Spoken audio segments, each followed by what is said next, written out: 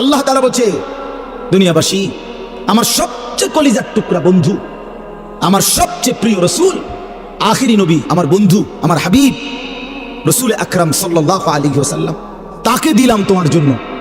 আমার সর্বশ্রেষ্ঠ কিতাব কোরআন দিলাম তোমার জন্য। এরপরেও তুমি পাত্তা দিলা না, এত বড় রসুলকেও পাত্তা দিলা না, এত বড় কিতাবকেও পাত্তা দিলা না। এরপরে আর কি দিলে ঈমান আনতা? আর কি বললে সেজদা করতা? আমার মতো মালিক আর কতবার বললে তুমি সেজদা দিতা? আমার রসুল কতবার কাঁদলে, আর কতদিন কাঁদলে? 23টা বছর তো কাঁদছেন বন্ধু আমার, সেই বন্ধু আর কত কাঁদলে তুমি নামাজ পড়তা? আম্মা জান আয়েশা রাদিয়াল্লাহু তাআলা আনহা বলেন, নবীজির স্ত্রী বলেন, আমি একদিন দেখছি এশার নামাজের কিছুক্ষণ পরে নবীজি হুজরার মধ্যে আমার কামরায়, আমার স্বামী, আমার নবী, আমার রসুল সাল্লাল্লাহু আলাইহি সাল্লাম তিনি দাঁড়াইছেন। দাঁড়িয়ে আল্লাহ তাআলার কাছে নামাজের নিয়ত বাইদা উম্মতের জন্য দোয়া করতে শুরু করছেন। আম্মা জান আয়েশা বলেন, দুনিয়াবাসী, আল্লাহর কসম, ফজরের আজানের পূর্ব পর্যন্ত এক দাঁড়ানোতে আমি দেখছি নবীজি সারাটা রাত কাঁদছেন আর উম্মতের জন্য দোয়া করছেন। কার মতো চুল রাখলা, কার মতো জামা পরলা, কার মতো প্যান্ট পরলা, সারাদিন কোথায় ঘুরলা, রাত নাই দিন নাই, ঘন্টার পর ঘন্টা মোবাইল, ছবি, নর্তকী, নাচ, আড্ডা, হাসি মস্করা, তামাশা, ফুর্তি, রাতেও মনে পড়ে না, দিনেও মনে পড়ে না, বছরের পর বছর, দিনের পর দিন, কোনো দিন আল্লাহর কথা মনে পড়ে না, রাসূলুল্লাহ সাল্লাল্লাহু আলাইহি সাল্লামের সুন্নাতের অনুসরণ করা মনে করে না। কেমনে পার হইবেন বাপ? হ্যাঁ, এত বছর দাড়ি কাইটা আখিরাতে পার হইবেন কেমনে? 30 বছর সুদ খাইয়া আখিরাতে পার হইবেন কেমনে? এজন্য এটা অনুভব করা উচিত।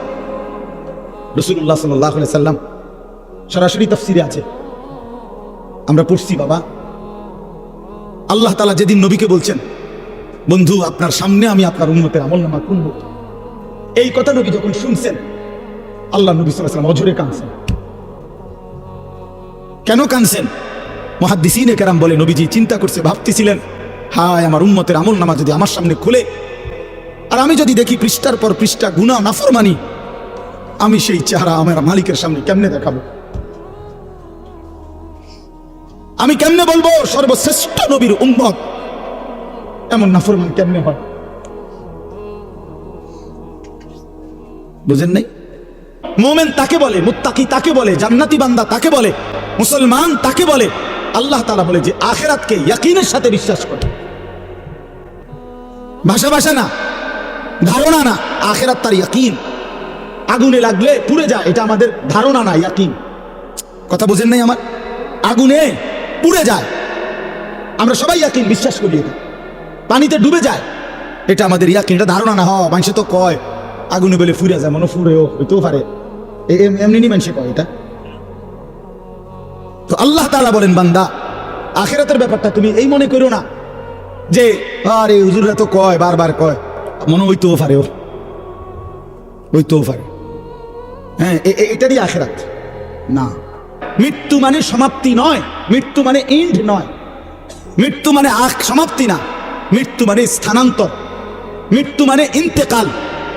মানুষ কেবল স্থানান্তর হয়, মানুষ কোনোদিন শেষ হয় না, হয় না, হবে না, কোনোদিনও না, কোনোদিনও না। মানুষের কোনো শেষ নাই, মানুষের কোনো শেষ নাই, মানুষ কেবল স্থানান্তর হয়। এজন্য আখিরাত ভুলতে নাই।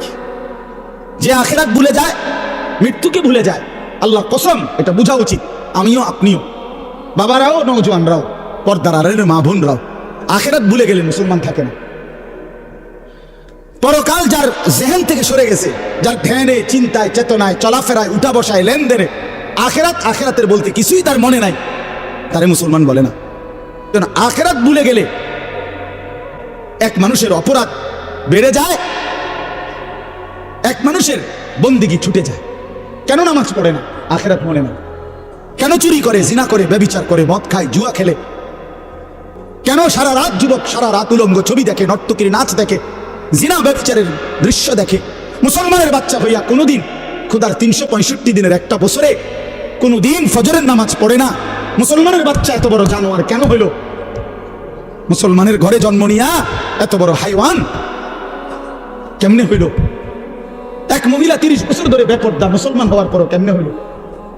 একজন মুসলমান হওয়ার পরে 30টা বছর ধরে সে কেমনে সুদ খায়, কিস্তি নেয়, এত মিথ্যা কথা, এত গালিগালাজ কেমনে করে? 60টা বছর হইয়া গেছে, বুড়া মিয়া এখনো বিড়ি খায় কেমনে? 60 বছর বয়স, এখনো সাদওয়ানে বৈশা টেলিভিশনে নর্তকীর নাচ দেখে কেমনে? কারণ আখিরাত ভুলে গেছে। তো আমি বলতেছি,